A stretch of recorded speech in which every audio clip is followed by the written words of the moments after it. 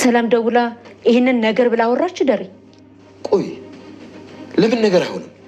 ቆይ ዳጣና ውሃ ምናቸው ነው የሚመሳሰለው ይሄ ምንም አያናደድም ደሪ መዲ ይሄንን ማለቷ ትክክል ባይሆንም አንተን ግን በዚህ ልክ ሊያስቆጣ ይገባል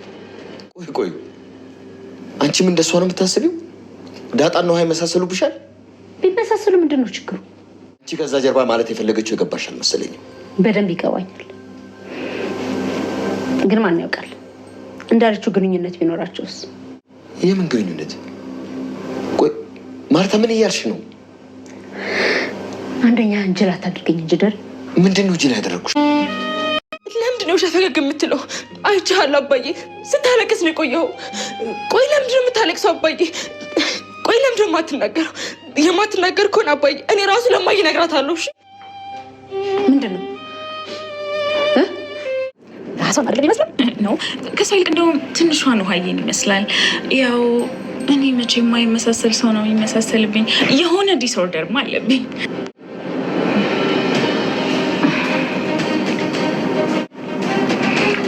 ላሳዝንሽም ሆነ አንቺም ክፉ ሆንሽ እና እኔ እኮ ታሳዝነኛለህ ግን ማለት ነው እኔ ከሞትኩ ከዛ የእናንተ ውሻ ነው የምሆነው እና መወለደው አይደል ያልከኝ ስለዚህ ሙትና የኛው ውሻ ሆነ ተወረደኛ ወይዘሮ መድኃኒት እንግዲህ ወደ ቤተሰቡ ጋር ከተቀላቀለ ጀምሮ እንግዲህ ቤተሰቡ እየተተራመሰና በከባዱ ፈተና ውስጥ ወድቆ ነው የሚገኘው እንግዲህ በተለይ አቶ ደረጀ ካለበት በፊቱ ጭንቀቱ አንፃር በጣም በከባዱ በሚባል ሁኔታ እንግዲህ ጭንቀት ውስጥ ገብቷል ነገሮችን ለማስተካከል ደፋ ቀና ቢልም ግን ነገሮቹ እየተባባሱ ሁኔታዎች ሁሉ መስመር እየለቀቁ ከፋና በጣም አልሆነ ቦታ እየገባ ነው የሚገኘው ይሄን ነገር ደግሞ እሱ አሁንም በትግስት ለማስተካከል ነገሮችን እየሞከረ እየሰራ ነው የሚገኘው ግን ምንም ያክል ቢሞክርም እንኳን ነገርዮሾቹ ስቲል እየተስተካከሉለት አይደለም ምክንያቱም ይሄን ነገር ለማድረግ ወይም ደግሞ ለወይዘሮ ማርታ ይሄን ነገር ለመናገር ስፔሻሊ አልቻለም መድፈር አልቻለም በፍጹም ነው ያልቻለው እንዴት ብሎ ይቻል ጋይስ በጣም ነው የፈራው በጣም ነው በቃ እንዴት አድርጌ ልንገራችሁ ቤተሰቦቻችን በቃ ከመላችሁ በላይ ከአቅሙ በላይ ከቁጥጥሩ ውጪ ነው የሆነበት ነገሮችን አስተካክሎ እንግዲህ አብጊል ደረጀ እግዚአብሔር ይመስገን ከዛ እልኳ ከዛ ትቢቷ ወጣ አሁን ላይ መልካም በሚባል ሁኔታ ላይ ነው የምትገኘው አባቷን መረዳት ጥሩ መልሶችን መመለስ አሪፍ ሀሳቦችን ማመንጨት በቃ ከበፊቱ በጣም ይበል በሚባል ሁኔታ በጣም አሪፍ ላይ ነው የምትገኘው ግን ያን ያክል ይሄን ብላችሁም ይሄን ያክል ደግሞ ገና የሚቀርዋትና ማስተካከል ያለባት ነገሮች አሉ ያው ግን ሁሉም ነገር ያው በሂደት ነው የሚሆነው ምክንያቱም ባንዴ ሁሉም ነገር የሚስተካከል ነገር ስላልሆነ ሁሉንም እንግዲህ በጊዜውና በሰዓቱ እያንዳንዱ ነገር እንደሚስተካከል እንደምታደርገው ባለሙሉ ተስፋ ነን ምክንያቱም አሁን ላይ ከምታደርጋቸው ከምናያቸው ነገሮች አንፃር በጣም የተሻለ እና አሪፍ ሁኔታ ላይ ነው የምትገኘው ማለት ነው ውድ ቤተሰቦቻችን ለዛም እንግዲህ በጣም ደስተኞች ነን ሁላችንም የበለጠ ደግሞ ከዚህ የበለጠ ገና የሚቀሯት ነገሮች አስተካክላ በቃ ትክክለኛ በተለይ ለአባቷ ቀኝ እጅ እንደምትሆን ምንም ጥርጥር የለንም ይሄንን አሁንም ቢሆን በቃ አባዬ ለምንም ታለቅሰው አንተ ቆጣን ቀራ አባት ነህ እኔ እንኳን እንደዚህ ስትሆን አይቻል አቅም ግን ደግሞ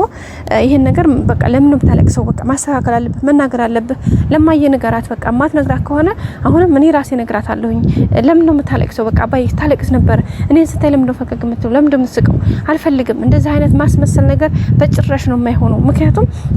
አስመስሉ እስከመቼ ድረስ ስለዚህ ወድድክም ጠላህም ይሄን ነገር አንድ ከአንድ እያንዳንዱ ነገር ምን ማለት አለብህ በማለት እንግዲህ በጣም ነው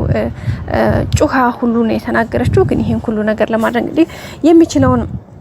እያረገ ነው ማለት ነው አቶ ደረጀ ግን አልቻለም እንዴት አድርጌ አልቻልኩም ኤቢ በቃ አልቻልኩም እያላት ነው በቃ አይሆንም ስትል እንግዲህ እሷ ጩሃ ስትናገር ወይዘሮ ማርታም ከኋላ ሰምታ ነበር ምንድነው የምትጮሂው ምንድነው የተፈጠረው ነገር ምንድነው ስትል አብጌል ልቅ ብላ ሄደች የዚህ ሰዓት እንግዲህ ደረጀን ምንድነው የተፈጠረው ነገር ኤቢ ምን ሆና ነው ይሄን ያክል ስላንተ ላይ የምትጮኸው ምን ተገኝቶ ነው በምን ምክንያት ነው በማለት ነው እንግዲህ ጠየቀችው አቶ ደረጀም እንግዲህ አይ ምንም አልተፈጠረም ማርትዬ ሁሉም ነገር ሰላም ነው ሁሉም ነገር ኦኬ ነው ባክሽ ብለ ስለዚህ ምንም ነገር እኔ ምንም አልሆንኩኝም ኤቢም ደህና ናት በማለት ነው እንግዲህ መለሰላት ወይዘሮ ማርታም እንግዲህ ይሄ ነገር እስከመቼ ነው እኔ በቤቴ ባዲያ ሆኜ ምን ሆኖ እስከመቼ ነው እናንተን ፊታችሁ የነነቹን ፊት እያየሁኝ ምረዳ ወይም ደግሞ የእናንተን ፊት በማያት እንትን ምለው እስከመቼ ነው በማለት ነው እንግዲህ ዛሬ ጠየቀችው ግን ያው ቢሆንም በቃ እንግዲህ ያው ለሁሉም እንትን አለው ጊዜ አለው ምን ነገር አልተፈጠረም ብሎ እንግዲህ ለበስበስ አድርጎት አቶ ደረጀ ለማለፍ ተገዷል ማለት ነው። ምክንያቱም ይሄን ነገር በዚህ ሁኔታ መናገር በፍጹም አልቻለም። እህቷ እንግዲህ መድኃኒት ደግሞ ነገር ይባስ እንዲካበድና ይባስ ነገሮቹ ወደ ላይ እንዲዘልቁ ምክንያት እየሆነች ነው ያለችው። ለዚህም እንግዲህ ወይዘሮ ማርታን በቃ የሚገርመው ነገር በተለይ ደግሞ የሰላም ልጅ ሊወድ ጠይቆ በሄዱበት ሰዓት ላይ የሰላም ልጅ መጀመሪያ ልጁን ነው ማየት የምፈልገው ብላ እሷን እንኳን ሰላም ሳትላት ምንም አይነት ነገር ሳትናገር ከዛም አልፎ ደግሞ እንኳን ማርያም ማረጀች እንኳን ማርያም ፈታሽ እንኳን ሳትላት ቀድሜ እኔ እንግዲህ ማርት የምፈልገው ልጁን ማየት ነው በማለት ነው ተነቆለችው። ከዛም በኋላ ቀጥታ ሄዳ ልጁን ካየች በኋላ ወዳውኑ ይሄ ልጅማ በጣም አይገርምም ከውሃ ጋር በጣም ይመሳሰላሉ። ሲቀጥል ደግሞ ሰላም አንቺ ደግሞ